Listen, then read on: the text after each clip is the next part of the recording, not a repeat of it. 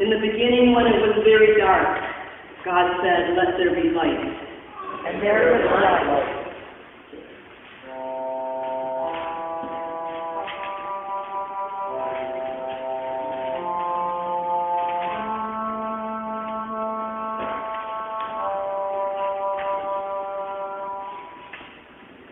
In the beginning, when it was very quiet, the Word was with God. And the Word was God.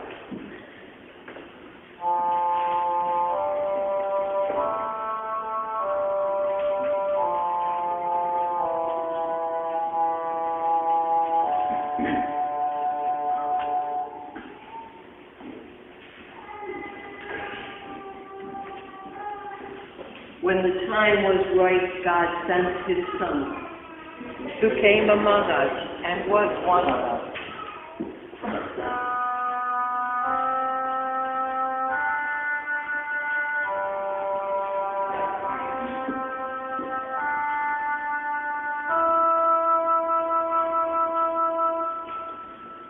Hallelujah, Christ is risen. Christ is risen and indeed.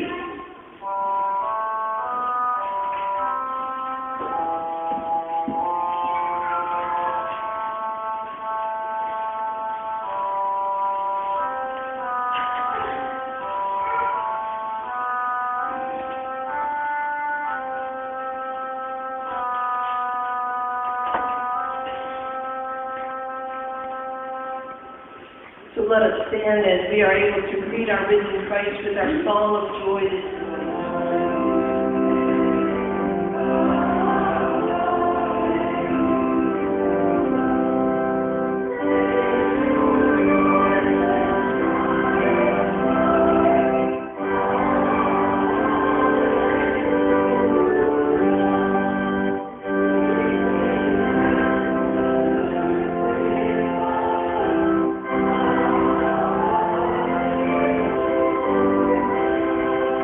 Resurrection happens. New life comes forth from death. And if we've lived long enough, we've probably experienced it. We've probably gone through times of painful loss. Loss not just of loved ones, but loss of jobs, loss of relationships, loss of home.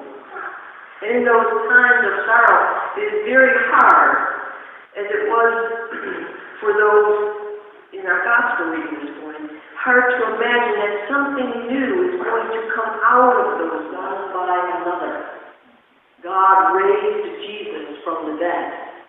God is the source of resurrection. And as such, that God is behind those new jobs that are life-giving. God is behind those new relationships that replace those which are life-draining. God is behind those healings when we thought there was no hope. And as surely as God is in these places, God will be bringing new life to the loved ones that we have lost. In the Easter story, Jesus' risen presence serves as the original prototype, if you will, for our understanding of death. For as Paul says in his letter to the Colossians, He is the firstborn from the dead. And so if resurrection belongs to God, then God is intimately involved in our lives, oftentimes without our knowledge or our consent. There's a saying that one of the great theologians of the Protestant Reformation was quoted as writing, "Bidden or unbidden, God is present." God is present whether we ask or not. Jesus didn't pull himself up by his own bootstraps in that tomb, and neither will we. Instead, he laid his life into the hands of God in complete surrender. "Into thy hands I commit my spirit," Jesus cried from the cross. Surrendering to God leads to resurrection. And while this all sounds wonderful, surrendering to God is anything but easy. Letting go is part of the painful process of loss. For resurrection to happen, something or someone must die. A new life will come, but we have to release the old. This is the message that we hear from the heavenly being in the tomb, who is dressed all in white. Again, in all the Gospels, the women come to the tomb, the place of death. They are revisiting the dead, and they are told that what they are looking for is no longer. And they must leave that place in order to find the resurrected one. Now, please don't misunderstand me. I'm not saying that grieving our loudly will take longer than that. It takes a while for us to reach that empty tomb, and the journey is filled with unknown. And all that we have is the promise of resurrection.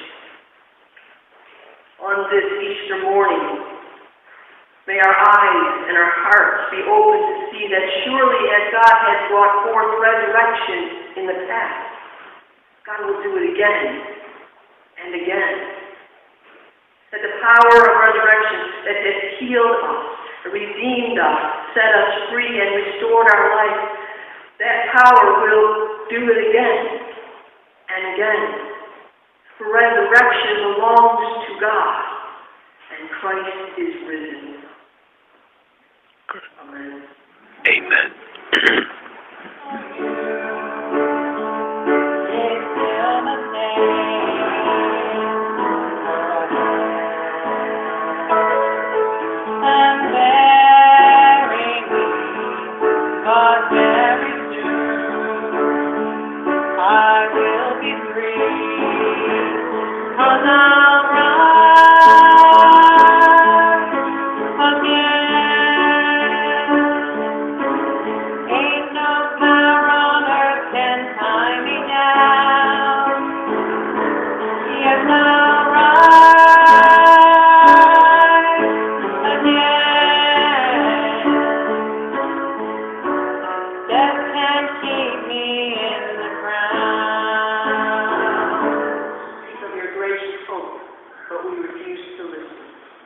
Lost in the clutches of sin and death, you sent Jesus to be one of us, so we could come home to you.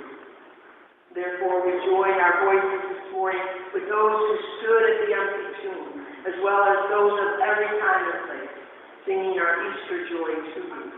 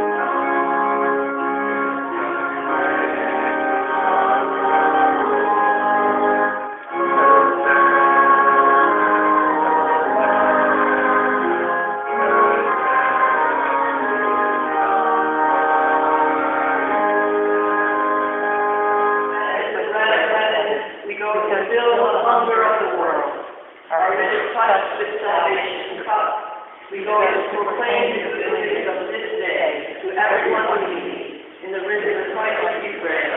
Amen. And as you go, share with everyone who needs the love of God. I invite those who are able to stand. And join me in the words of sending forth.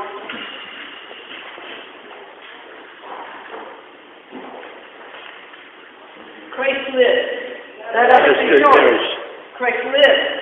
Let us love our neighbors. Christ lives. Let us share God's abundance.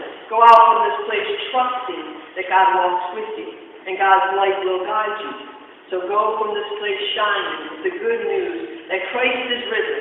Hallelujah. Christ is risen indeed. Amen.